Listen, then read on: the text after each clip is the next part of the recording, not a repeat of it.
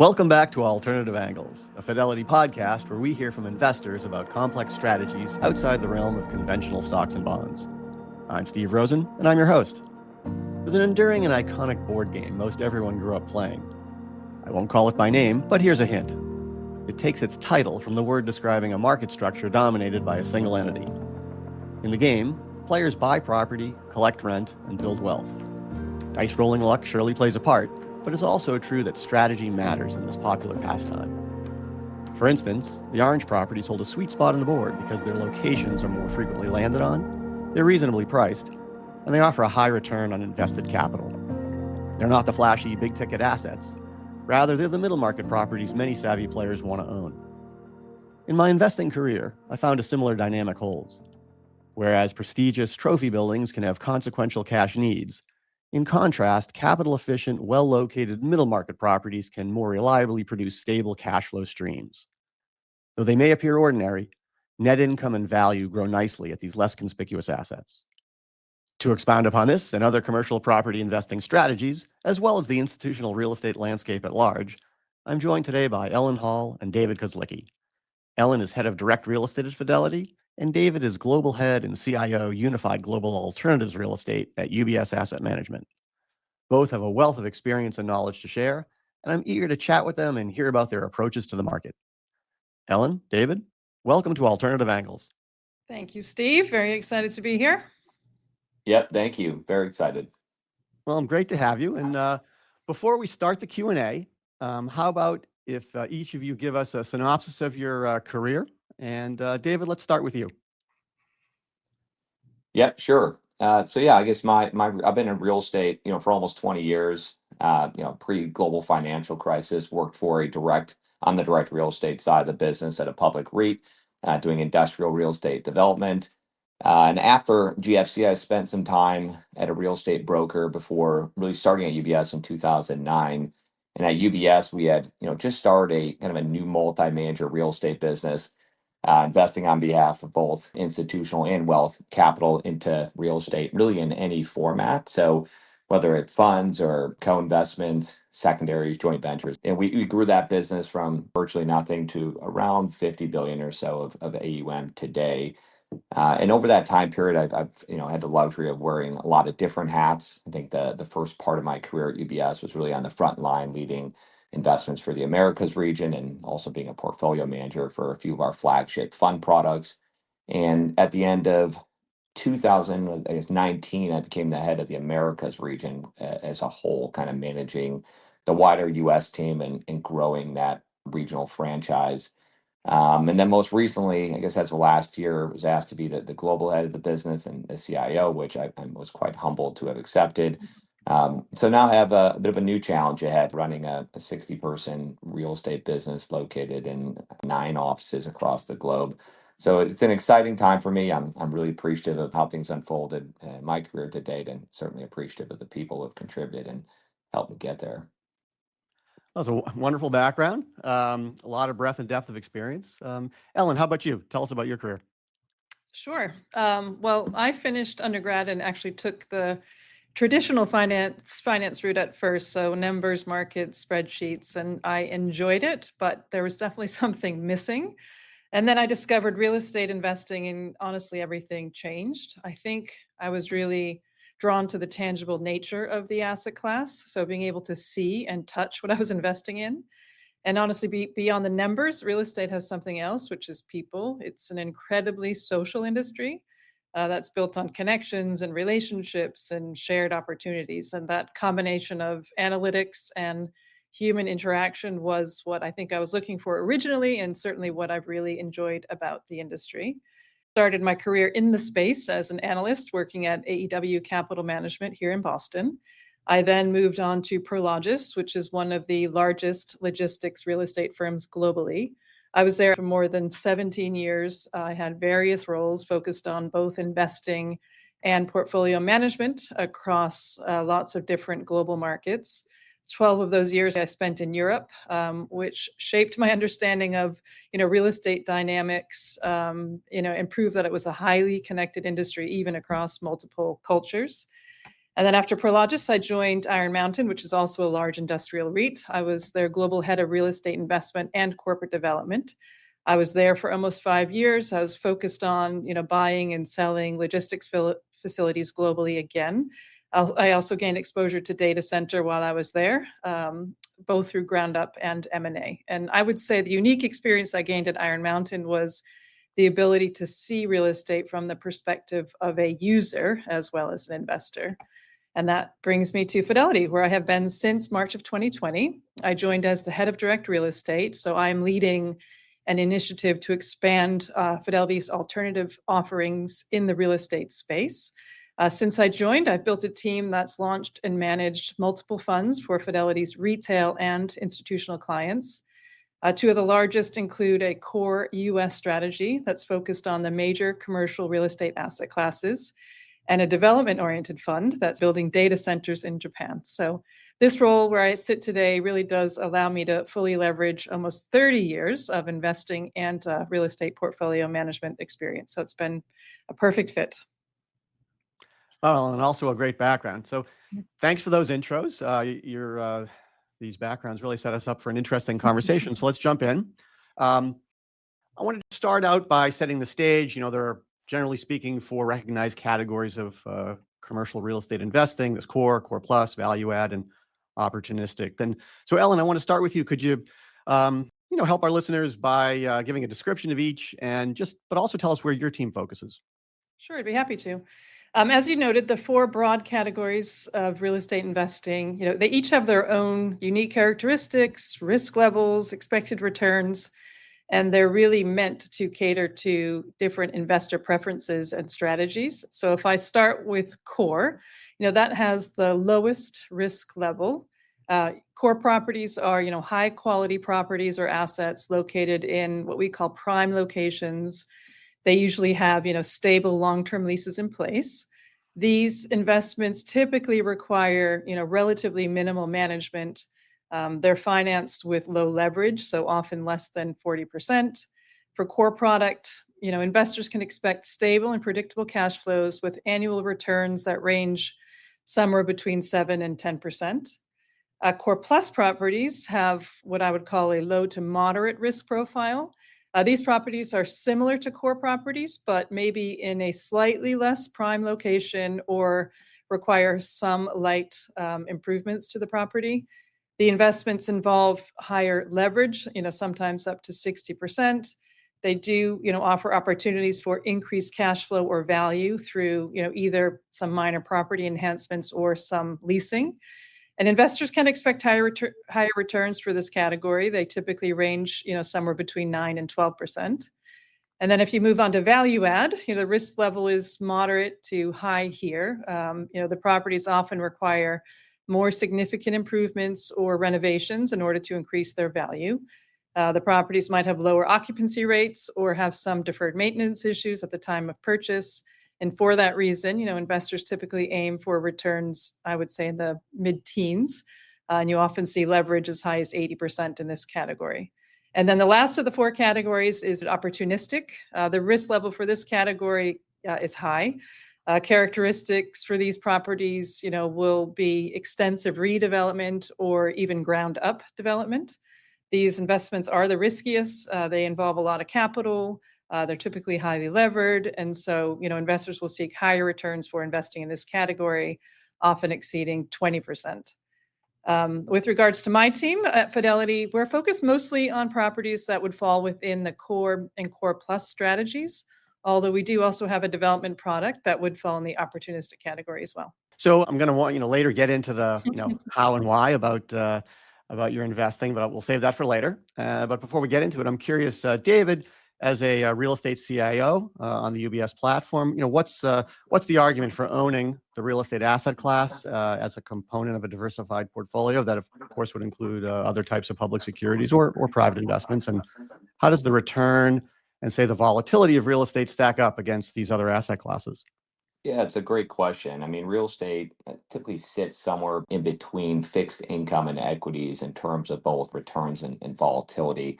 Really, it sits slightly lower in the risk spectrum than, say, private equity. But the data for real estate is quite compelling when you look at it on a risk adjusted basis. I think, for example, I think on a global level, real estate generated somewhere around, I think 7 or 8% unlevered return over the past 30 years. Compare that to, say, 4% for fixed income and closer to 9 or 10% for equities. However, volatility in the returns has been quite a bit lower for real estate than equities as you'd expect, but also not much higher than fixed income. So I think as people are putting real estate in their portfolio, this is the key kind of contributor, right? Really strong income, great diversification, lower correlation, right, to the equities, and it's historical data lends itself to really a strong case for real estate as an important holding in the multi-asset portfolio. So, David, staying with you, in the intro, you had alluded to your client base is very large, and I'm curious. Tell us about that client base and how you approach evaluating and selecting real estate managers for them. Yeah, sure. I mean, listen, we invest, you're right, as a large base on, behalf of both institutional clients and wealth capital. Obviously, on the institutional side, that's primarily called pension funds across the globe and large institutions of that sort. And on the wealth management side, it really varies really across the risk spectrum from high net worth all the way up to, family office capital. And I would say, our approach, call it to manager and investment selection, really can really vary depending on, what we're trying to accomplish. Less about who the client is and more what we're doing, right, and how we're investing. And there's of course a few staple things that we always need, right, for managers and manager selection, right, like things such as proven investment teams and in the sector you're investing, strong realized track records, strong alignment of interest, right? That's of course top of mind for me and can really make a big difference. Strong, sound financial and firm stability, right? You want your team you're investing with to be there for the long term. Proper operational setup, right? Those are things like compliance functions and policies on conflicts of interest and valuations. And, there's a lot of these sort of check the box must have items, right, before we'll invest with a manager, regardless of kind of who the client is. But our investment philosophy kind of adapted over the years. I'd say in the early years of our business, we may have been more comfortable with, say, a larger name brand manager who can do everything and invest in all sectors and be a diversified kind of manager. And I think as we've become more seasoned over the many years, we've shifted a bit to call it sharpshooters, right? Choosing managers who are subject area experts, right, in their particular sectors, opposed to call it just a diversified manager. Now, listen, there's nothing wrong with diversified managers. They're not bad at all because sometimes you need them to provide you that broad-based beta or while the market's shifting. They can be really good partners and have really good institutional platforms. Our preference as of late has kind of shifted really to find the manager who might be the best at their craft, call it a senior housing or just industrial or just retail, right? And we invest with them to get that particular exposure. And Ellen, following up on how David evaluates managers, I'm curious. Tell us about how you built your team. What are the skills, experiences, and attributes that you sought to assemble the group? Sure, I'd love to. I would say building our direct real estate team was a very deliberate process. It was grounded, really, Steve, in the vision we had for the platform. So the first step was defining our strategy and goals. What kind of products did we, want to offer? I would say we knew early on that we wanted to launch a diversified core fund that would be focused on the major U.S. commercial real estate asset classes, which certainly helped shape, the type of talent that we needed. Then we just started thinking about the functional areas. And so, things like investment, portfolio management, asset management, as well as the essential support functions like finance and legal. And, since we were building the team from the ground up, I prioritized people who I felt would thrive in more of an entrepreneurial environment, even within the context of joining a large organization like Fidelity. In terms of specific experience, we look for people with, a strong track record in our target markets and sectors. We look for people who had worked with similar core fund structures. This allowed us to really incorporate best practices from lots of different firms from day one. We also placed a premium on things like financial acumen, and certainly hands-on experience sourcing, underwriting, and negotiating real estate investments, just so that we could hit the ground running. And then I would say beyond the technical skills, we sought out team members with strong networks, and that certainly helps us to source opportunities. We looked for people who demonstrated soft skills, things like collaboration, adaptability, clear communication. And that's really because, again, we thought those were critical traits for navigating the complexities of a new initiative like we had at the time at Fidelity. Now that the team is in place, we've established clear roles, responsibilities, really aiming to achieve alignment and accountability. And I am, super excited about the well-rounded team we've built. We have the skills and attributes that have really allowed us to launch and execute on, various real estate strategies. Okay. And so given that you've assembled this team, put it together, you've been approaching the market and making investments for a while now. So what are the opportunities and the risks that you see? And you had mentioned also you have preferences amongst property types and geographies. Maybe you could describe those to us as well. Would love to. All right, so there's a lot there. Let me try to unpack the specific questions. Go for it. Our team is approaching the market with very disciplined, research-driven strategy. I would say we're really trying to balance long-term conviction in markets and sectors with near-term adaptability. The macroeconomic environment and the industry is always evolving. And so we're very focused on durable themes, resilient markets, and really asset classes that align with the objectives we're trying to deliver. We're constantly monitoring capital market, tenant demand trends, specific sector fundamentals to guide these investment decisions. And I would say while we're committed to the core principles, so stable income profile, capital appreciation over time, we're also trying to be opportunistic where we can see dislocations or pricing inefficiencies, especially in the last few years. And so to source the specific deals, which I think was one of your questions, our team spends a lot of time on the ground in these target markets. And that's really obviously to gain knowledge about the market, but maybe more importantly, to cultivate relationships with all the various industry participants. So, brokers, owners, lenders, customers. This provides us with a strong pipeline of potential opportunities to evaluate. But obviously, it also allows us to gain the market knowledge we need to analyze these opportunities in an efficient manner. And so today, we're seeing opportunities, that include the ability, again, to acquire core assets with stable income. But we're also seeing opportunities to acquire properties at a discount to replacement cost, which we really like. So we can acquire properties below the cost of what it would be to build the same asset today.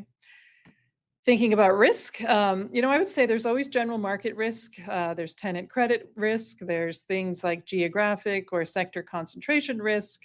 But we really try to manage through those risks, again, through this disciplined investment strategy and certainly through our underwriting process.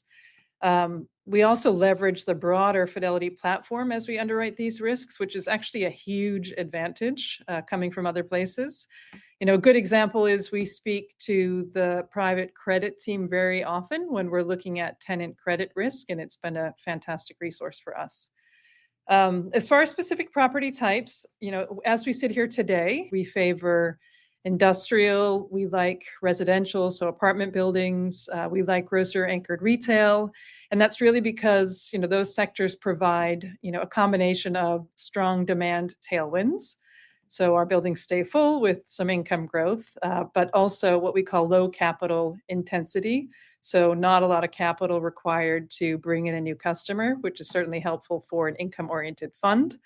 We're not currently investing in office today, but we are keeping our eye on the sector, certainly as things evolve.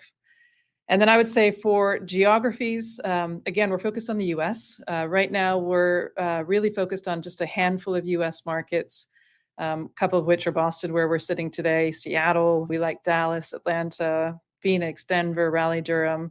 We used a city selection process to come up with those cities, sort of the post-pandemic success cities, we're calling them. And we selected them through a data-driven process. We looked at those cities that had strong macro drivers, so population growth, job growth, also fiscal stability. And then I would say as a final step, Steve, we look at combining our property sector analysis and our market selection process and come up with a combination of sectors and cities that we really like. So a couple examples today: Boston apartments we like, or Denver industrial. So hopefully I hit all your questions.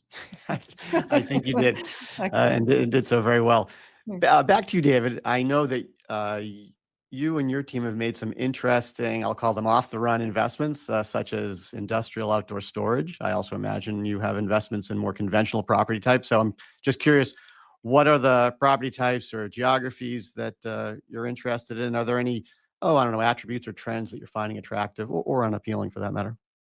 Yeah, it's a good question, and our team is very global. We have the teams in APAC and Europe who sit on the ground with their ear to the ground, and they really know what's going on in each kind of local market. And so the geography preference moves around as we find opportunities. I think there's really good opportunities across the globe. I don't think we're Xing out one kind of country or another, at least in the developed markets. But I think you do need to be careful. I think there are sectors at risk today that may be more tied to, the economy, call it hotels and office, discretionary retail, and I guess even logistics to some degree, given the tariffs and trade volatility. We do obviously, the industrial and logistics has been the darling for almost a decade now, but it does have things that need to be considered in certain markets, as we kind of work through the different policies that end up happening, right, with the tariffs. But I'd say today, given kind of what's happening, we prefer a little bit more defensive sectors that have drivers maybe not connected directly to the economy and have attributes that allow, right, the investment to potentially weather, right, a recession or economic volatility. And similar to Ellen, she mentioned residential, and we do also like residential. We like it across many different formats, right? Residential across the globe. Like there's a significant shortage of homes, and the affordability gap supporting that investment thesis is quite strong. I think the key focus for us has really been on the affordable housing side of the sector. Call it, tax credit housing or workforce housing or manufactured housing, single family rental. I would say we probably have more concern with the higher end, but the apartment sector does have, good supply and demand fundamentals. And also, I think kind of on the residential concept, right? Senior housing is, potentially a crossover of residential and hospitality, or right, in healthcare. Really strong demand profile supported by demographics and an aging population. It's called the silver tsunami of, right, the aging, population that's turning 80 is the largest it's ever been, and there's not enough housing for them, right? So it's really great entry pricing today. The supply is lower than the past, and I think the overall shortage of a supply is expected for the near term, really kind of creating a spot where you can get an opportunity. And then also student housing, another format of housing, right? And if you're investing in kind of tier one markets in the US, I think the demand is still pretty robust. And I guess, that would be, call it the, public Power Five conference schools, right? There used to be a lot of supply, and that's fallen quite a bit, and that should support occupancy and rent growth, right, going forward. And student housing really typically does well during recessions on a relative basis because kids keep going to school regardless, right, of the economy. And in fact, I guess sometimes they go back to school if they lose their jobs, right? So student housing has a bit of a counter cyclical kind of nature to it to some degree. And I think that those residential sectors could be good places to be for the medium term. And thinking about other places, I guess Ellen mentioned retail. I agree with her on grocery anchored retail, kind of was more necessity based, right? Limited supply, strong credit, higher going in cap rates, defensive sector. So agreed, right, with her there, getting good, you can get probably some low double digit returns with modest risk. You can think of places like real estate credit, especially on the kind of transitional lending side with modest use of leverage is an interesting income play today that I think a lot of clients are enjoying. Triple net leases, you're seeing people parking cash there to get yield, higher yield and duration to weather a difficult time. So, this kind of concept of looking for defensive real estate is in play today. You can look at the other more, you know, economically tied sectors for sure. You don't want to exclude them, but you just got to be a lot more selective today. Interesting. So both of your platforms are focused on private real estate investing, but it's also the case that one could gain exposure via the public REIT market. So, David, why private versus public, or vice versa? Yeah, listen, most of our clients are coming to us to invest in a private real estate for their alternatives allocation, right? And that allocation is typically meant to provide, I guess, called a lower volatility and less correlation with the equity allocation. And some of the clients put their REITs in their equity allocation, right? And so, with that being said, I think both private and public real estate do have pros and cons, and they typically work well together. I think I mentioned in the question you asked me earlier about kind of the volatility and returns. I think over the past 30 years, I believe private real estate has the highest Sharpe ratio, right, of all the asset classes, meaning it's achieved the highest return for the level of risk taken. And part of that's due to just the lower volatility nature of private real estate, given the way it's priced, right? So private real estate, I think, is meant to give a bit of a different experience, right? Less volatile experience than REITs. But REITs, listen, are also a great because they offer different characteristics. They offer quick access to real estate exposure without actually having owned the property directly. And liquidity is a key benefit, right, of holding a REIT over private real estate, right? And REITs also are required to distribute 90% of their taxable income to shareholders, and that via dividends, right? And of course, that gives investors a really good income return. So I think one of the differences to keep in mind is that REITs versus private real estate is that, REITs trade differently. They trade at discounts, at premiums to what people call net asset value, or the value of the real estate, right? And whereby private real estate typically just trades at net asset value of real estate, right? And part of that is the expectations for the sector by the market, and the other part is REITs place value on management companies' ability to perform, whereby private real estate typically focuses on the value of the assets alone, right, for the most part. So slightly different kind of pricing entries and exits as you're coming in and out. But I'd say overall, both formats have their pros and cons, and typically work well together. Okay, and Ellen, given the comments that David just made about REITs versus private, and as someone who is in the the market for acquisitions on the private side, who has a competitive advantage today? Is it the publics or the privates? And to what degree does their respective cost of capital or premium or discount to NAV play into what you're seeing? Yeah, I'll piggyback a bit on David's response and just agree with him. I think it depends, and I think they both have certain advantages and disadvantages as it relates, to acquiring new properties. If I start with REITs, I would say in general, their access to capital is more efficient in the public markets. Those that have disciplined balance sheets often have a relatively low cost of capital as well. And so I would say this would give REITs an advantage when competing for, a large portfolio or maybe a single asset high value property. So think about, a downtown office tower. I also think REITs are typically well known in the sector they specialize. Often REITs do specialize in one specific property type. Are considered very credible buyers versus potentially a local private investor. These relationships will lead to better access to deal flow, especially in the larger deal size and sometimes off-market deals. So those would be the advantages for REITs today. Now thinking about sort of private investors or private funds like the one I manage, I would note a couple of advantages there as well. First and foremost, private investors often have a bit more flexibility, certainly, in their decision-making process. This allows us or them to act quickly on opportunities, which in this industry is, often very highly rated when you're talking to a seller across the table. Private investors also can be more creative with deal structuring. So, a couple of examples would be seller financing or maybe a joint venture. And this allows them to customize a structure to a specific opportunity.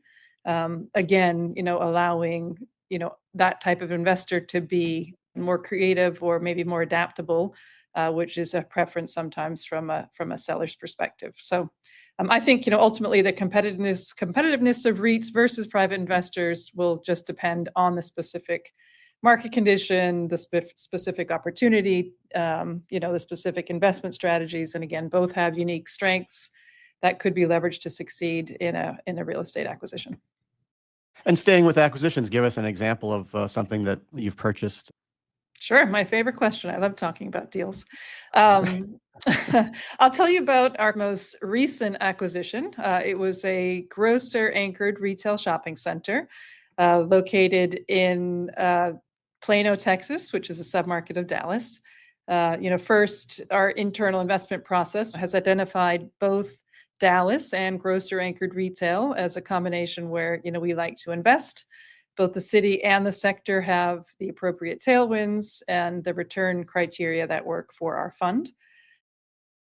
This is a good example of a deal we sourced off market, where our internal network and the Fidelity brand, frankly, allowed us to compete again on an off market basis. The deal came to us from a local owner that had run out of money to fund further leasing and had pressure to sell due to a short-term debt maturity, which we're seeing more and more. The Fidelity brand, and I think, frankly, the responsiveness of our team gave the seller a ton of confidence that we would close swiftly, which, as I noted before, does make a difference. From an underwriting perspective, this center is anchored by a Tom Thumb grocer. So really understanding the credit of that tenant was a key element of our underwriting process. For that specific task, we leveraged the broader Fidelity team. We spoke to the public sector analyst that actually covers Tom Thumb, which was fantastic. It helped us to better understand the credit profile and a tenant's commitment to that market. And then when we got into due diligence and negotiation, we did identify some deferred maintenance on the roof in excess of what the seller had identified, in the offering materials that we used to price the deal. So, after an extended negotiation with the seller, we ended up with what I think is a more than fair outcome. It resulted in a purchase price adjustment that was actually slightly in excess of our increased costs, which helped improve our projected returns. We're super excited about the property. It's got an infill location and a strong Dallas suburb. The anchor customers committed to the location, and the basis was really attractive. We bought this at a significant discount to its estimated replacement cost. Yeah, sounds like an interesting investment, one that will work out really well. Thank you. So I want to get close to wrapping up, but before doing so, I just want to come back to you, David. You had referenced earlier some impacts of tariffs and inflation, and maybe you could expand on that a little bit. And what is the impact of inflation on commercial property as you see it today? Yeah, it's a popular question, a popular topic, and so in general, I mean, I think the takeaway is real estate tends to provide investors with a good inflation hedge, and that's because in many cases, rental income on real estate is and sometimes contractually linked directly to inflation. I think that's very common in Europe, right, and APAC. So rents actually move up in sync with inflation, and also some sectors have annual lease terms, right? The ones we like today, apartments, single family rental, and student and senior and storage, and all of these sectors, right, where landlords can increase rents to keep up with inflation. And that's a key advantage, right, for real estate over fixed income. And, also, it's, most, related to tariffs and what's happening with the inflation, right? Inflation typically leads to higher construction costs, right, making development more difficult and ultimately increasing the value of existing hard assets, right? So, lower supply means less competition. That also is, a good, kind of tailwind for real estate. And if you look in terms of historical returns, real estate's typically done well during higher periods of inflation. Now, not always the case. 2022 through 2024, we just saw the impact, right, of real estate was impacted by the sharp interest rate rise, which countered the effects of the growth in real estate, right? So there was a period where it didn't, but there's good data over various cycles, kind of providing a boost to call it the case for real estate during inflationary periods. Okay. Well, just before we sign off, I'm just curious. I'll stay with you, David. Any outlook that you have for us? Any additional comments? Look, I think what's important to think about, and when you're looking at do I go into real estate now or not? I mean, real estate's in a really good, let's call it starting position because the sector just got finished, right, with a pricing reset, right? Real estate took heavy write downs, right, over the past 2 years due directly to the rise of interest rates. So Real estate was in this moment of a bit of a recovery mode and is priced probably the cheapest it's been for years. And quite a bit different than, say, maybe the equity market, which again is closer to its peak and is thus more vulnerable to when changes happen in the market. And change, unfortunately, is happening, week by week or sometimes hour by hour, right? And, if people are nervous about equity volatility, some may shift more of their allocation to call it safer hard assets like core real estate, right? And as mentioned, the rise in construction costs boost current property values, creates less supply. So those are two good things for real estate. And if we can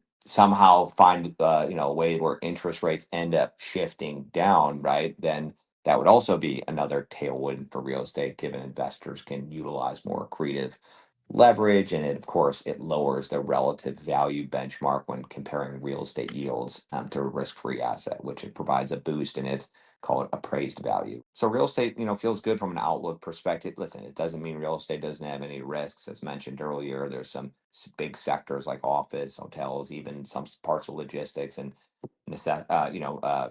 discretionary retail, which could be linked to the economy, and tenant demand could suffer, right, if we fall into a recession. So I think being selective today is probably more important than ever.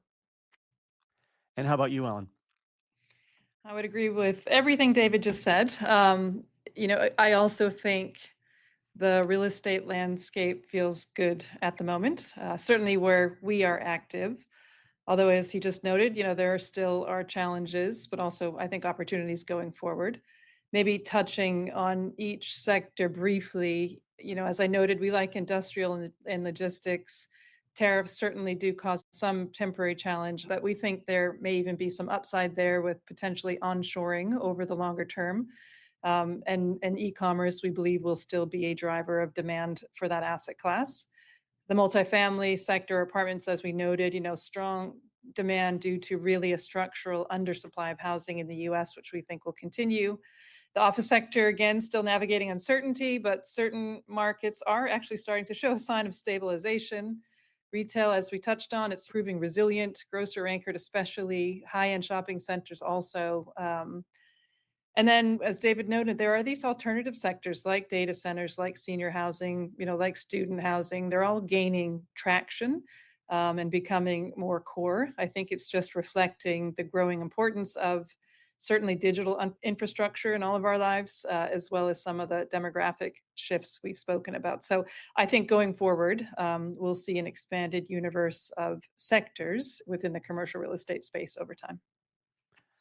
Well, Ellen, David, thank you for participating on Alternative Angles. I've appreciated the conversation. I think our listeners will as well. And again, thanks for your time. Thank you very much. It was a pleasure. Yep, thank you for having me. This podcast is intended for institutional investor and investment professionals only. Information presented herein is for discussion and illustrative purposes only and is not a recommendation or an offer or a solicitation to buy or sell any securities. Views expressed are as of June 2025, based on the information available at that time, and may change based on market and other conditions. Unless otherwise noted, the opinions provided are those of the speakers and not necessarily those of Fidelity Investments or its affiliates. Fidelity does not assume any duty to update any of the information. Unless otherwise expressly disclosed to you in writing, the information provided in this material is for educational purposes only. Any viewpoints expressed by Fidelity are not intended to be used as a primary basis for your investment decisions, and are based on facts and circumstances at the point in time they are made and are not particular to you. Accordingly, nothing in this material constitutes impartial investment advice or advice in a fiduciary capacity as defined or under the Employee Retirement Income Security Act of 1974 or the Internal Revenue Code of 1986, both as amended. Fidelity and its representatives may have a conflict of interest in the products or services mentioned in this material because they have a financial interest in the products or services and may receive compensation, directly or indirectly, in connection with the management, distribution, and/or servicing of these products or services, including Fidelity funds, certain third-party funds and products, and certain investment services. Before making any investment decisions, you should take into account all the particular facts and circumstances of you and your client's individual situation and reach out to an investment professional if applicable. References to specific investment themes are for illustrative purposes only and should not be construed as recommendations or investment advice. Investment decisions should be based on the individual's own goals, time horizon, and tolerance for risk. The securities mentioned are for illustrative purposes only and not necessarily current holdings invested by FMR LLC. References to specific issuers or securities should not be construed as recommendations or investment advice. This piece may contain assumptions that are forward-looking statements which are based on certain assumptions of future events. Actual events are difficult to predict and may differ from those assumed. There can be no assurance that forward-looking statements will materialize or that actual returns or results will not be materially different from those described here. Past performance is no guarantee of future results. Investing involves risk, including risk of loss. Alternate investments are investment products other than the traditional investments of stocks, bonds, mutual funds, or ETFs. Examples of alternate investments are limited partnerships, limited liability companies, hedge funds, private equity, private debt, commodities, real estate, and promissory notes. Some of the risks associated with alternate investments are alternate investments may be relatively illiquid. It may be difficult to determine the current market value of the asset. There may be limited historical risk and return data. A high degree of investment analysis may be required before buying. Costs of purchase and sale may be relatively high.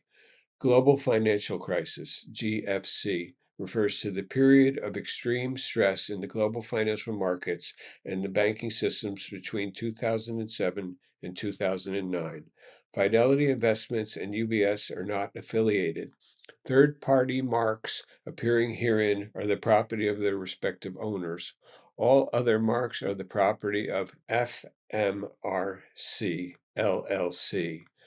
Fidelity Investments provides investment products through Fidelity Distributors Company, LLC, clearing, custody, or other brokerage services through National Financial Services, LLC, or Fidelity Brokerage Services, LLC, members NYSE SIPC, and institutional advisory services through Fidelity Institutional Wealth Advisors, LLC.